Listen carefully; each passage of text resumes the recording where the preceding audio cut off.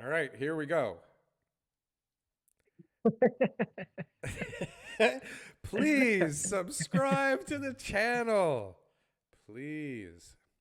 Hey guys, YouTube's got an algorithm and it really help us out a lot if you could like, comment, and subscribe. This is how we can get more information out to more people and share the message of Toronto real estate. In Thanks. that order, like, comment, subscribe, and hit the damn bell.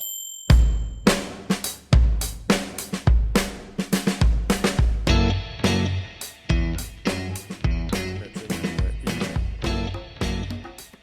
Too late for coffee. email. Way too late. But we're recording. I have to have a coffee. It's like, who knows what'll happen to me if I don't have the coffee? Yeah. All All right. right, you When are we ready to go? recording? Well, I'd never Yeah. stopped. So when we Okay. start doing something good, I'll clip it. All right. All right, Daryl. Here we Welcome go. back. We're here for the stat show. Hello. Let's get it done. Let's get her done. I Everything. mean, it is May 11th, and it I is know. mainly my fault. I'll take the blame on this one. That's okay. I think what I've realized is that we don't have the best stats show out there, and that there are guys on YouTube doing way better jobs. They've got better graphs. They're diving deeper into the numbers. But I think what we bring is the perspective, right? The boots on the ground perspective, not just we're dissecting the numbers. And I think that that's where the value is. Well, and like, okay, so it's May 11th, and I think boots on the ground feeling from somebody you trust is maybe more valuable than these stats that we're going to talk about that are a snapshot from days gone by, right? Which we Exactly. see lately. I mean, things can change in a couple of weeks, right? Very fast, Very, very very fast. And fast. there's so many different directions here going on. We had a question about Woodbridge condos. I've people have been talking to me about the condo market inside the city, outside the city, out in the country, cottage market, Rental coming back. rentals coming back. There's not enough time in one stat show to be able to talk about every single market, but there is definitely a lot of diverging markets and asset classes that are really hard to compare to each other. So It's super interesting. So let's get into it. dun dun dun. Here we What go. do you got? What do you got? I What's the got first all graph? kinds of beautiful stuff. Market watch summary. All Mark, right. Well, let's just see what the Toronto Real Estate Board has to say about the month of May. what do they have Home to say? sales set a new record, amounted to more than quadruple that from April 2020. It was the first full month of the pandemic in April 2020. So, bucking the regular seasonal trend, April 2021 sales actually declined month over month. A similar trend was noted for the number of new listings reported. How come all of a sudden they're doing month over month reporting, Daryl? Because they're listening to the show. Holy. It must Everything was serve them year over somehow, year. right? It must serve Yeah, them, no? exactly. They're saying, hey, how can we make these numbers appear to even be more newsworthy? More newsworthy. Well, we'll see in a bit Let's see that the numbers. What are the actual numbers? Let's always start with sales. First things absolutely. first, There you go. right? Total number of sales changed 362%. I'm rich. Headline. I'm rich. 362%. That's got to mean something. Toronto sales up 362%. Wow. Whoa. Incredible. This is like, Incredible. I would never have been able to predict this one in a million years. Yeah, it was a ghost town last April. We Like I said this remember. months ago. Like, who the hell can rely on this crap that's going to come out in the next few months? Yeah, I had a couple deals going. Like I had listings. I remember at the time I was like one of the only people who was willing to actually go out on appointments. I had the mask, the gloves, the Lysol wipes. I didn't do anything but like every footprint I'd wipe up. Like it was like super aggressive. I had slippers. Like it was really aggressive how I was going out to see people in Sure. April because we didn't know.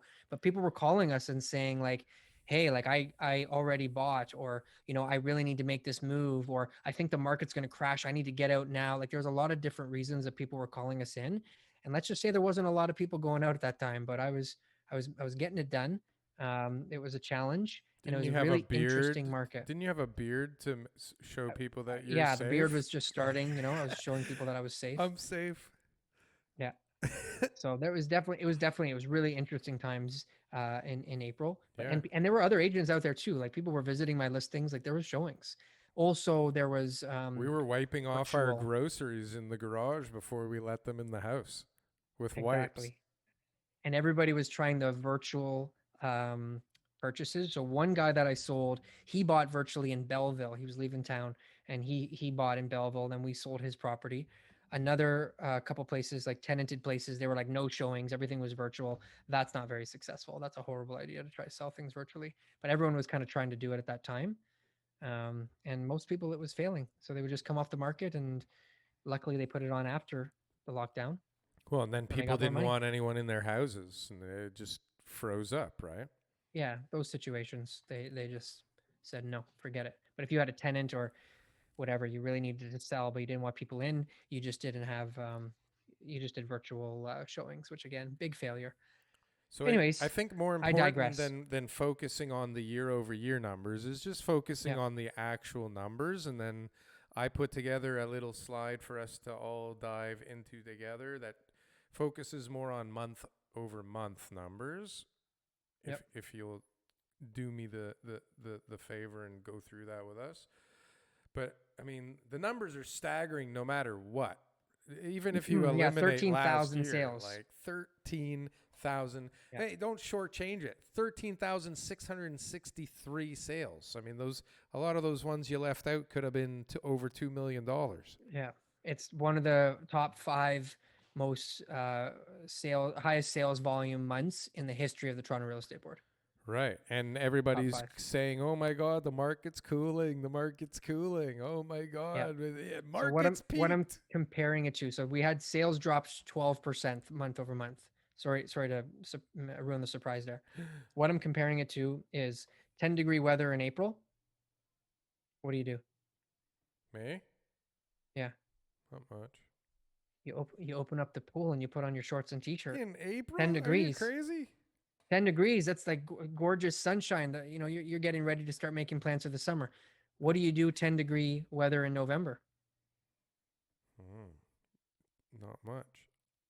Grabbing grabbing my winter jacket. I'm not going outside anymore, It's right? perspective. Perspective. That's what it is. March was just an incredible month. So April, now we're seeing that the sales have declined 12%. Everyone seems to be cautious and a little bit pessimistic. I'm saying April was a fantastic month. May is probably going to be even not as fantastic as April, but it's still going to be a fantastic month. That is the key. So, Yep. okay, so the numbers are crazy no matter what they are, right? Detached, semi, town, condo, it's all bananas. Yeah. Average price, again, up, right? Yeah. Okay.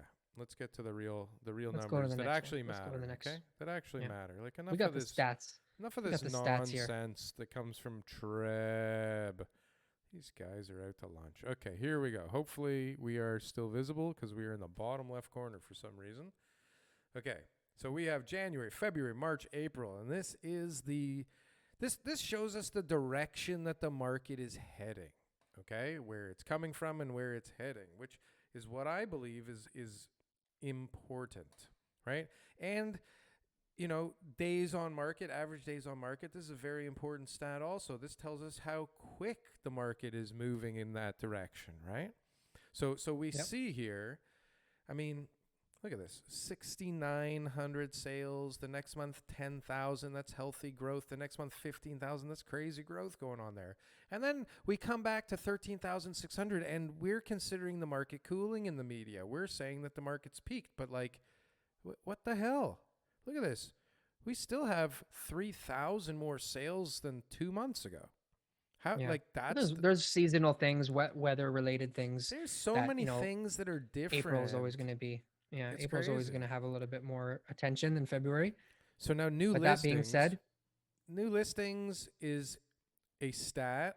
I don't know that I put too much emphasis into it. I don't think it's as important as active listings. I don't care how many new listings came on. I care how many are actually available for sale now.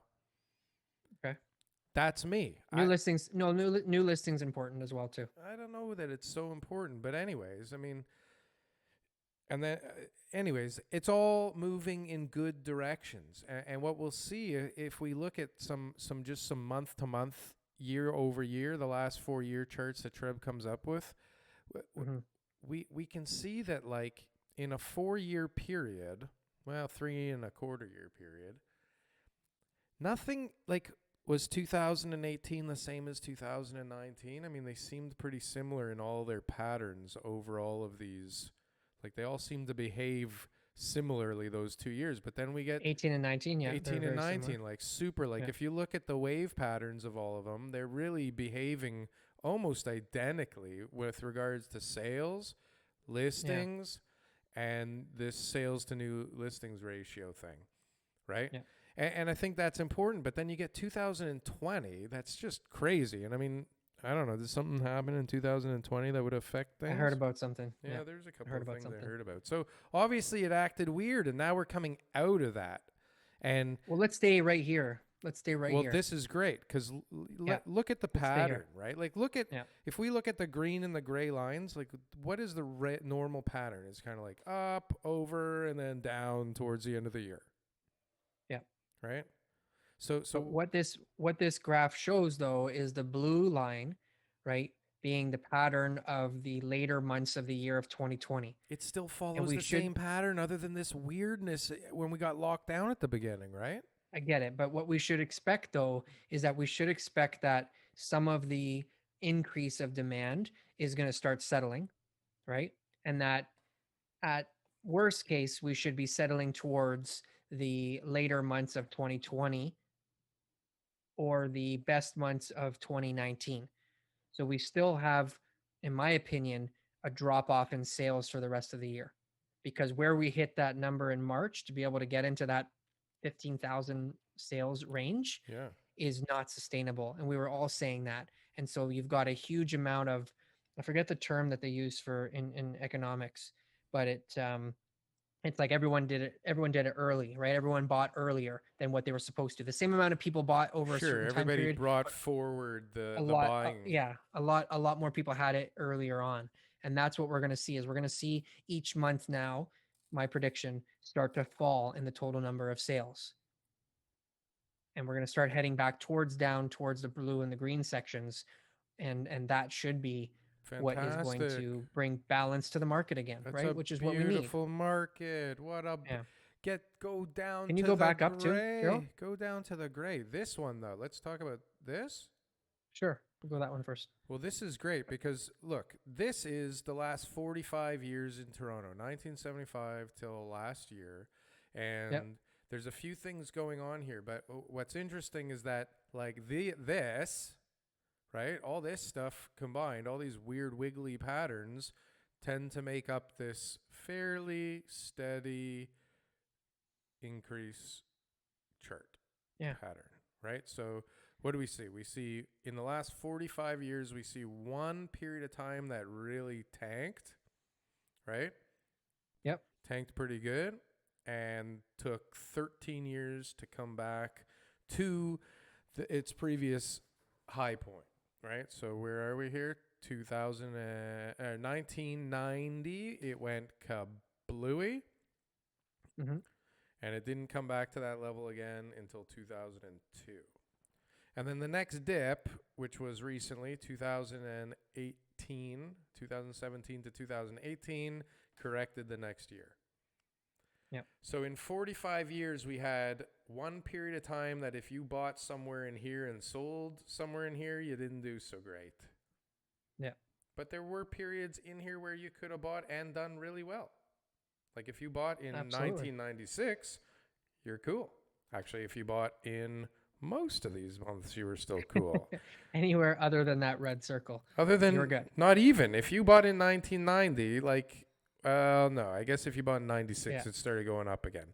So, Yeah. like, there was only one, there's only People like, were taking losses in the 90s still. So you would buy and then you got your fees and then the house wouldn't be as well maintained and you were selling for a loss. And that was just the way real estate was. It was just traded that way. but if you It were, wasn't looked at as an asset for it's like a stock appreciation. now. Yeah, it's like a Yeah, stock it was now. it was strictly just like that's your home, you're Used to be a secure there, you pay off commodity. the mortgage. That's Yeah. right. So, but so if you don't know anything about real estate or anything about anything, and you take a look at this thing, I don't know that it takes a genius to recognize that, like, if I just, go in at some point and wait long enough, it seems to me the trajectory is up. And Yeah. there are periods where, listen, if I'm in it for the short game, we all know there's risks in the short game. But it seems that it's who if it's going down tomorrow, up tomorrow, sideways tomorrow, next week, next month, 4 months from now, it seems crystal clear to me that if Toronto's able to kind of just exist, then it should continue along this path here. Yeah, and we'll have minor changes in the market. There'll be things, maybe a couple years will be better than others, right? But overall, the demand for housing is high. There's a need. People are out there trying to jump over each other, trying to get into a house just to be able to have a place to live. And this is clear evidence of that. 45 years of Well, proof. and this is not a typical point in time for the city, right? So Hmm. at some point again, things are going to turn into whatever normal is, and that's going to include people coming back to Toronto, a lot of them, Yeah, and it will probably include, all of Ontario going pretty crazy, which is fine. yeah, We need places for all these new people. Yeah, apparently, who was saying? You were saying that people are coming back for schools now? yeah. I'm Schools reading all are kinds of schools are stuff. hot. I was in a 15 offer, multiple offer tonight with a buyer. Ooh, there, that, Um, ooh. I got another one tomorrow. That's one of my listings. That's multiple people seem to be interested in that. There's still a lot of people out there who are looking to buy, looking to get into real estate, and interest rates are low. It's a time to buy. The need is there. We don't have enough housing. We talked about it on the show this weekend. The lumber prices and shortage on new construction is going to cause a void in available places in build starts and everything else over the next couple of years.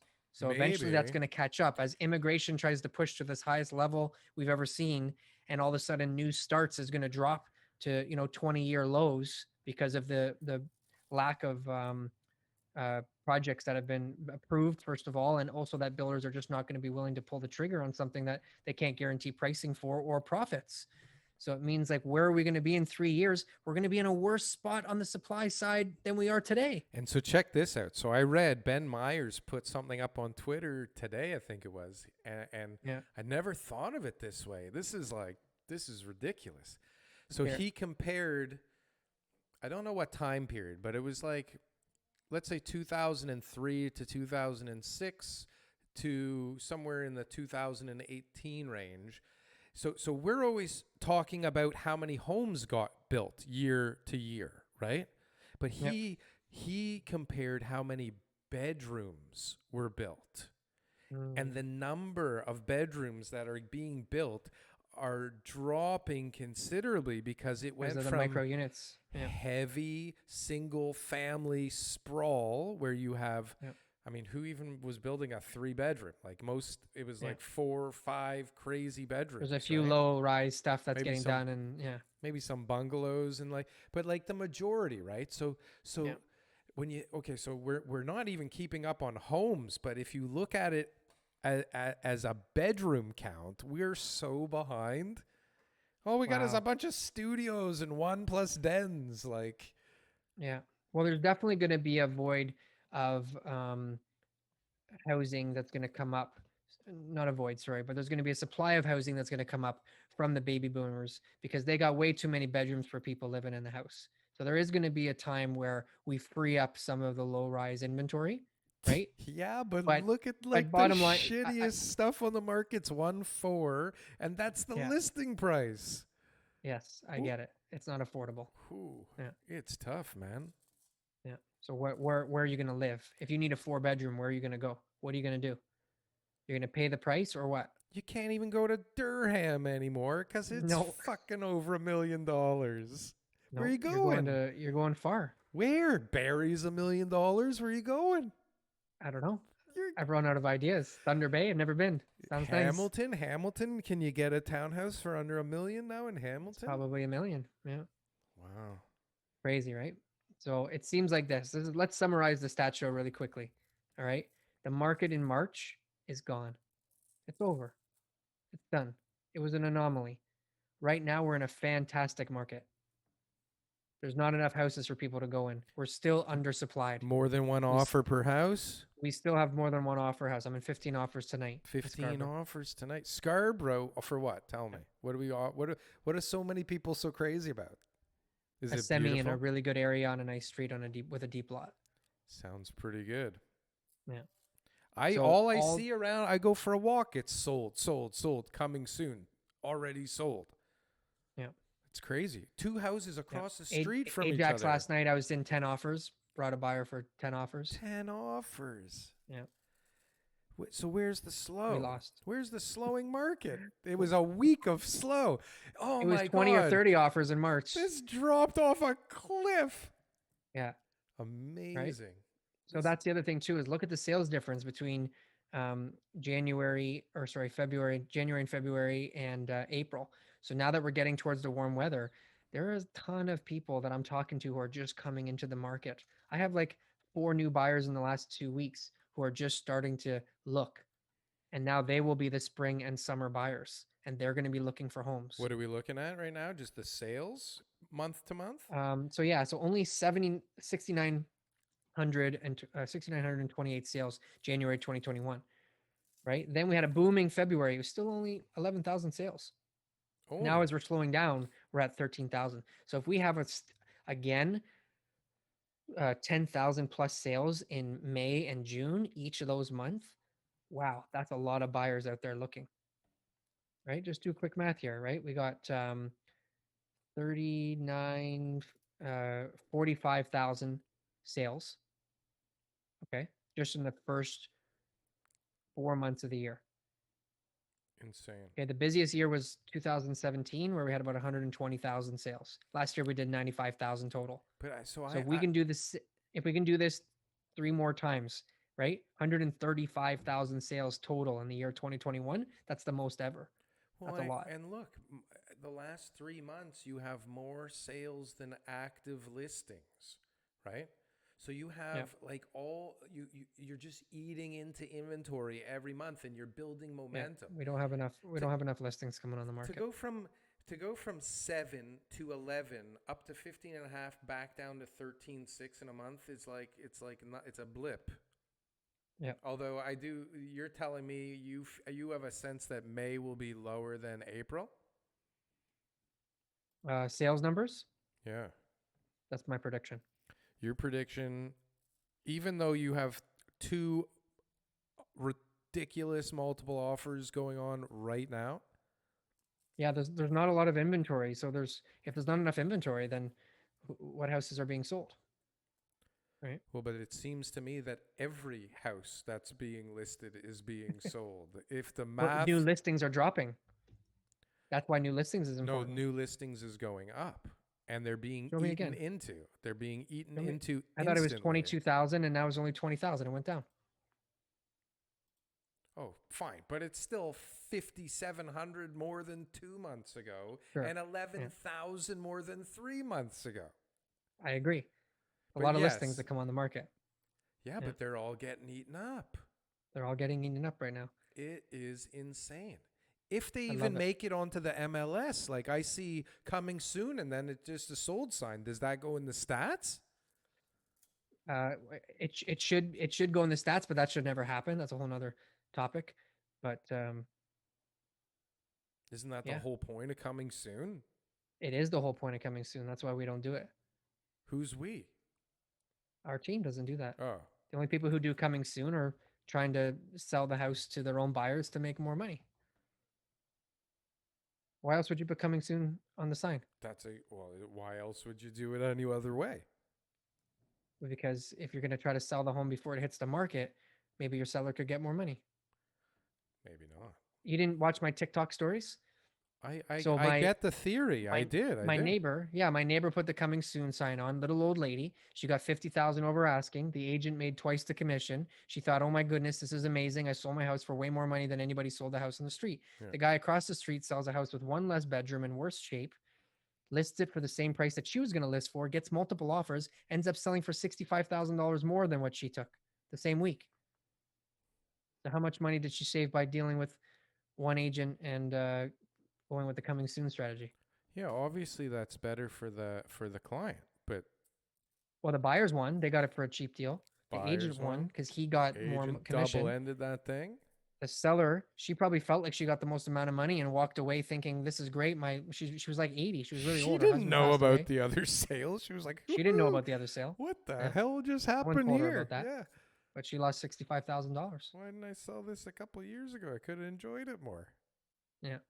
Crazy. So What a market. great, great show today, Darryl. I appreciate it. Thank you for joining us as I'm on the always, fly sir. tonight. I got lots of stuff on the go, so I got to jump back out and get back on the road actually, and we'll catch up.